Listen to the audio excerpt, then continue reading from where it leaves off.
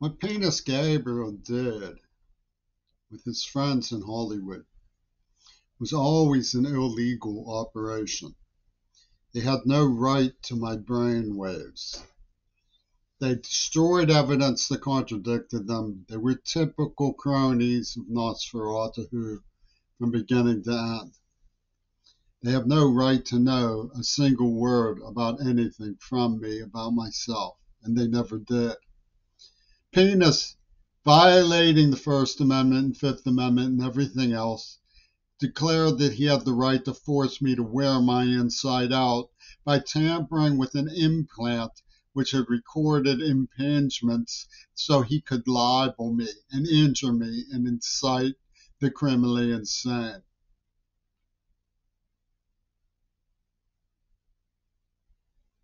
The man is a muck.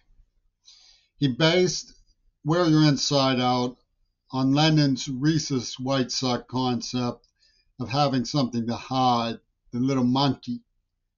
Everybody's got some that where your outside is in, your inside is out. They were making this holy rap to pleasure the people who pretended he was murdered while they released the AIDS virus. That's what really happened. Nothing happened when I was 15 that can't be explained by somebody who was deaf with nowhere to go and in trauma.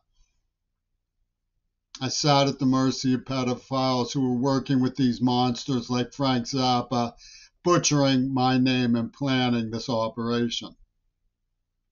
Staring into space, crying when I read things like Carry On Wayward Son, being told to continue doing drugs by people who knew all about Gail Burson and how I had been battered. I was subdued in a neuro-obedient coma. Everyone could see that I was withdrawn, detached, frightened, in pain, trying to make sense of the world and obeying what adults who had proven themselves deadly dangerous told me to do, whether it was sit in a corner or take off my pants. I was a juvenile, hostage. Tony Levin has no right to any of his tapes that he has made of me. He conjured lies about me to justify them. The murderers who tortured me and used biological warfare under the auspices of what they call hospital violence, skin contagions, Parkinson's toxins, deafening me with a nerve agent, are criminally insane.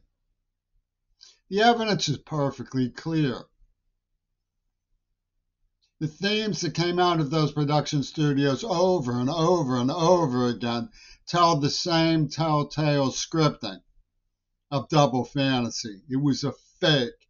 It was a con job. It was an attempt to create a martyr by whom to lead from a sort of fourth dimensional fantasy being issued from media by the power of suggestion, wielded by Arnold Schwarzenegger, Clint Eastwood, Angela Dickinson, and Hitler Reagan. They poisoned me in the mouth. They castrated me, and they say they don't trust my intelligence about sitting on a step and crying after being beaten by total strangers on Murray Avenue repeatedly with great force as a child. Who cares? Who cares if they don't like it? Penis Sinfield was someone I admired. Does he think I still admire him? He's out of his mind.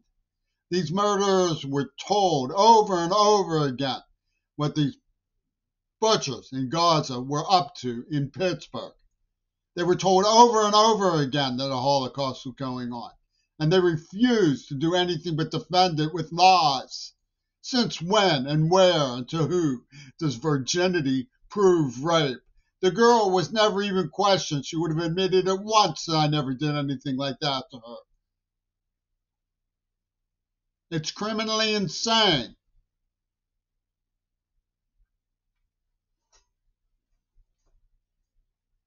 And it is illegal operation from beginning to end. The Zionist exclusionaries who see us say genocide about Gaza, they say, speak into the microphone. Bark for us, dog.